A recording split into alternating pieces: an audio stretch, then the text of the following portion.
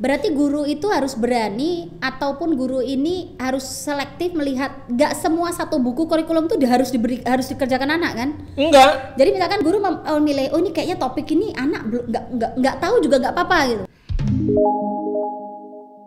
Homeschooling waktu salah satu alasan dari beberapa alasan ya. Bu Zakiah ini anaknya semuanya homeschooling ya. Dan waktu itu kenapa akhirnya saya menarik 4 anak saya dari sekolah waktu itu juga, salah satu alasannya Pak, itu tuh saya melihat seiring usia, pertumbuhan usia, ada hal-hal yang mereka itu memang nanti tuh mereka tuh bisa tahu sendiri seiring dengan bertambahnya usia mereka. Bertambahnya kebutuhan hidupnya, iya, dia akan mencari sendiri gitu. Ya. Jadi usia itu dia belum tahu. Ini saya terapkan akhirnya Pak. Ini saya benar-benar bisa trial itu di anak saya nomor 5 sama 6. Anak nomor 5 sama 6 kan belum pernah kenal sekolah nih. Itu saya membiarkan mereka, membiarkan si Umar dan Alwiyah nomor 5 sama 6 ini tuh untuk bisa membaca dan berhitung seiring pertumbuhan usia. Jadi saya nggak ada target harus bisa baca, nggak ada target usia ini wong toh ya nggak sekolah juga. Nah akhirnya saya biarkan Pak. Kan nggak ada patokan kan, nggak ada tekanan, nggak ada target harus bisa baca, harus bisa tulis, harus bisa ngitung. Saya biarkan. Ternyata seiring dengan bertambahnya usia mereka itu ada rasa penasaran, kok kalau huruf kayak gini dibaca A, kok huruf kayak gini dibaca B. Dan ternyata pertanyaan itu muncul dari mereka sendiri. Mah ini tuh bener S ya mah, kalau yang kayak gini tuh apa toh? Jadi karena dia butuh. Kan butuh. Dan itu tuh juga nanti itu kita kan nggak tahu nih anak tuh sebetulnya butuhnya itu buat apa nanti seperti apa kan kita nggak tahu. Ketika mereka butuh, mereka tuh punya metode sendiri-sendiri untuk bisa tahu.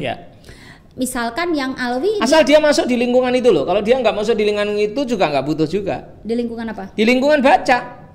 Saudara-saudaranya bisa baca, dia nggak bisa. Nah itu dia butuh. Betul Pak. Kalau dia ditaruh di hutan, ya nggak butuh juga. Betul. Contohnya karena ini si Umar Alwi ngelihat si Sarah, kalau ada apa-apa dia bisa baca. Kan Umar Alwi kan kayak ngerasa dibohongi gitu, nggak tahu bacaannya. Itu dia akan butuh dengan sendiri. Akhirnya, loh saya tuh heran Pak. Umar tuh sekarang bisa membaca lancar, car. Nggak ada sih ngajari. Padahal nggak pernah diajari. Sampai saya tuh penasaran, saya tanya, Umar belajar baca sama siapa Mar? Ya kadang sama Kak Nia, kadang sama Sarah. Padahal Sarah sama Rania saya tanya enggak ngajari. Berarti kan dia itu belajar seiring dengan kok Sarah setiap huruf ini bacanya S. Setiap ada huruf ini kok bacanya A. Saya punya 4 anak, yang 2 tak ajari, yang 2 enggak. Dan ternyata sama kan? Bisa baca semua, pinter semua. Nah, itu loh Pak. Berarti anak itu seiring dengan usianya itu mereka akan tahu juga gitu loh. Contoh kayak bagaimana proses tumbuhan hidup, bagaimana bumi ini, bagaimana manusia. Iya, jadi itu kan gini. Nggak usah dikasih tahu. Sebelum saya lupa, itu tidak harus dijejalkan semuanya di usia SD misalnya begitu loh. Iya gitu. Jadi kurikulum itu nggak perlu dikompleti. Wayahe, Pitagoras itu harus kapan? Itu nanti misalnya pas di usianya. Jangan semuanya dikasihkan di. Toh nanti apalagi sekarang sudah ada Google, sudah ada Wikipedia. Kalau zaman kita dulu aja, kita nggak ada Google, nggak ada apa-apa aja. Kalau pas yang nggak butuh aja kita ya nggak tahu. Cuman karena semua itu sudah ada di kurikulum ini kekompletan gitu, saya bilang itu kekompletan. Kekompletan sampai nggak cukup. Seolah-olah anak itu kalau nggak dikasih tahu di dalam kurikulum itu, seolah-olah nanti anak ini nggak bakal tahu seumur hidupnya. Iya, padahal enggak. Orang itu punya rasa penasaran, punya rasa kebutuhan, dan pada saat dia butuh itu dia searching. Itu kecerdasan manusia. Nah, akhirnya waktu itu Pak, yang akhirnya saya kembali saya memutuskan itu, saya mikir gini, toh nanti itu kan bisa sendiri toh mereka nanti akan masa hidupnya ketika mungkin mereka sudah usia 18 tahun atau 15 tahun, mereka mau misalkan mau nanam pohon, baru mereka tahu nih makanan pohon itu tuh bagaimana airnya, misalkan mereka ini.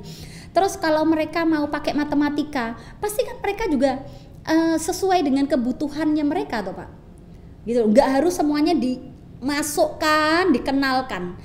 Yang terjadi anak ya masuk kuping kiri, keluar kuping kanan. Ya. Karena belum butuh. Nah sekarang gini Pak, kita ini aja loh, kita dulu SD udah tahu semua kan. Sekarang coba suruh tanya lagi pelajaran-pelajaran SD. Pak Jumala bisa ngerjain LKS SD? Nggak bisa mungkin. Wah, saya tuh banyak nggak bisa. Padahal saya tuh dulu ranking 1 terus loh Pak. Iya. Saya Karena dulu nggak kepake. Itu terbukti karena tidak kepake. Saya tuh sampai ngerasa gini, kan anak saya nomor si Rania waktu kemarin waktu dia masih kelas 3 itu toh, dia nanya, "Mah, kalori itu perpindahan dari panas ke apa dia bilang, "Mah, kalori itu apa dan bagaimana dia proses perpindahannya?" Gini. Ya Allah, dalam hati saya gini, ya Allah dulu tuh saya Itu SD ya? SD Kelas berapa? Kelas 3. Ya Masya Allah. Dulu tuh aku tuh jago banget masalah kalori, aku tuh hafal ngelotok di luar kepala. Saya tuh hafal banget Pak. Saya tuh sampai gini, ya Allah dulu saya ngapal sampai tenanan. Ya buktinya lupa Saya ini ya, Mama buka dulu. Akhirnya saya buka Google Pak. Saya buka Google, baru saya jawab ke Rania. Pikir saya loh, yang kita dulu sudah tahu aja, ternyata sekarang begitu pas rasa pingin tahu lagi ya harus buka lagi. Buat apa kan yang dulu kita terlalu anak dijejali sampai benar-benar kekompletan tadi kan. Gitu ya sahabat muda ya. Jadi fenomena sekarang mungkin memang kita sebagai orang tua juga harus ambil keputusan. Ketika kita melihat ada hal-hal yang mungkin, kalau saya bilang Pak Jumala, merdeka belajar itu juga harusnya orang tua juga memahami. Jadi bukan hanya merdeka belajar itu bukan hanya sekedar konsep di dunia pendidikan untuk guru atau untuk tenaga pendidik, tapi kita orang tua harus tahu sehingga kita sebagai orang tua juga merdeka. Karena sekarang yang terjadi, yang tertekan itu bukan cuma anak. Iya, orang tua juga. Wah, orang tua itu lebih tertekan. Iya. Bahkan kita ini kita dapat tekanan dan kita menekan gitu kan. Jadi kita menekan tapi kita juga stres. Kita stres loh. Menghadapi anak kita nangis gitu kan ya kita stres juga. Kita menyesal. Malam kita mau tidur juga nyesel kan. Ya Allah ngelihat anak kita lagi tidur, ya Allah tadi habis dimarah-marahin. Iya, kasihan juga. Nulis sampai kayak gitu, disentak-sentak, dibentak-bentak sampai kayak gitu kan. Ya. Sampai nulisnya aja entah apalagi sampai ya udah bilang bidalik dijenggungkan, karena ada beberapa video juga sampai orang tua menjenggungkan anak gitu. Jadi anak nggak mudeng-mudeng jenggungki itu ada loh Pak. Terus apa yang harus dilakukan orang tua sekarang nih? Nah itu, nah ini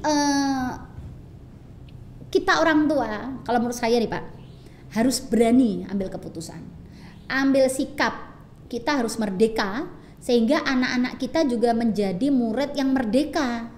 Gitu kan, guru juga merdeka kan. Sekarang kan guru merdeka tuh Pak, dimerdekakan oleh Pak Menteri ya.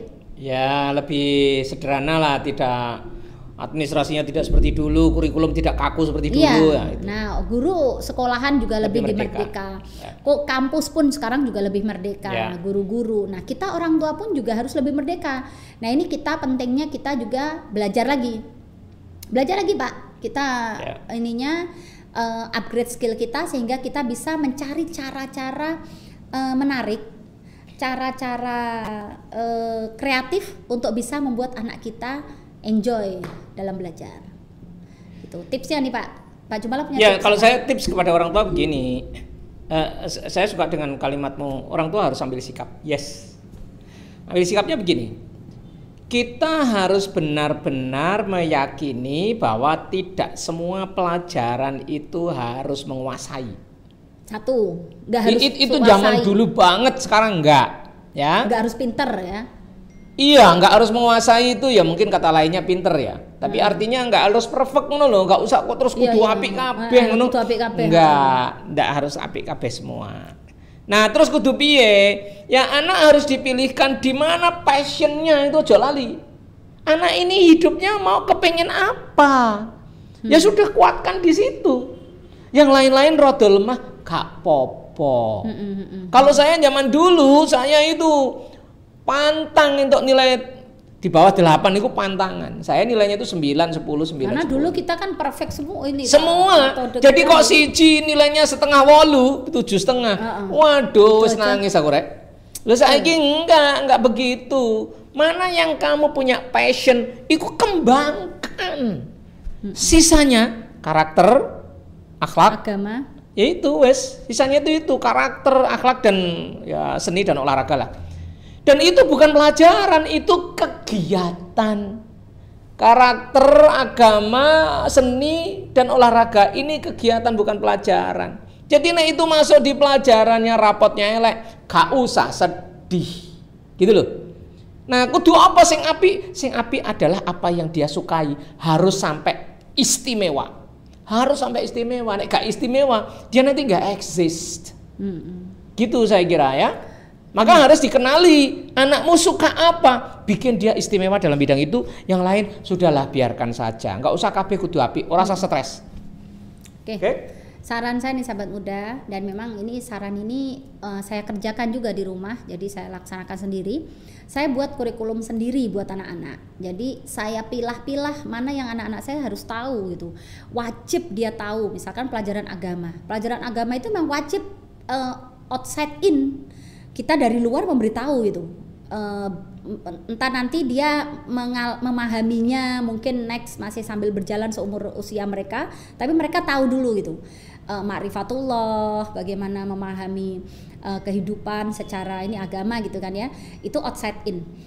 Itu yang kita punya pengelompokan kurikulum sendiri di rumah. Terus yang kedua tadi sampaikan Pak Jumala, kayak ada karakter, akhlak, terus olahraga, seni, itu yang kita sesuaikan dengan anak. Lalu untuk pelajaran kita bisa merancang sama anak-anak. Jadi kita ngobrol sama anak-anak mau apa, kegiatan apa, baru secara tidak sadar kita kasih pelajaran-pelajaran yang mungkin mereka tidak terlalu merasa itu pelajaran itu. Jadi topiknya kita sudah buat, lalu dengan topik itu kita buat semi ada aktivitinya di situ, lalu di situ kita sebagai orang tua ngasih pelajaran-pelajaran, kita sisipkan pelajaran-pelajaran. Akhirnya anak tahu pelajarannya sambil berjalan gitu loh Pak, sambil main atau sambil berkegiatan, kita kasih pelajaran-pelajarannya. Dan di sini kita punya panduan sendiri. Kalau memang sahabat muda anaknya masih sekolah gitu kan ya, walaupun sekolah sudah ada kurikulum, kita rumah juga punya patokan juga kurikulum kita, dan nanti kita bisa dari kurikulum sekolah kita pilah-pilah sendiri. Kita minta, kan sekarang kan kurikulum kan bisa tahu dari internet Pak. Oke. Jadi saya tuh insya Allah ya Pak, untuk kurikulum anak-anak yang kelas Sarah kelas 3, saya tahu kurikulumnya Sarah apa. Rania kelas 5, saya tahu kurikulumnya. Sekarang bisa di-download Pak. Bisa. Dari Kementerian Pedanka. Yang Pedanka itu. Bisa kita, jadi sahabat muda, kita sebagai orang tua, kita bisa tahu kurikulum anak-anak kita tuh apa saja, caranya apa saja, panduan mengajarnya, terus pencapaian apa itu, targetnya tuh loh. Target pencapaian kurikulum itu apa saja dari situ. Nah dari situ kita pilah, kita stabilo mana yang orang anak kita mau tahu, mana yang nggak perlu lah, nggak usah tahu juga, nanti dia tahu sendiri gitu kan. Itu kita bisa pilah-pilah. Jadi kita sebagai orang tua punya kemerdekaan. Apa kalau Ustadz Hari itu ya, kalau Ustadz Hari Santosa mengatakan itu, kita sebagai orang tua punya kedaulatan di dalam mendidik anak-anak kita sendiri.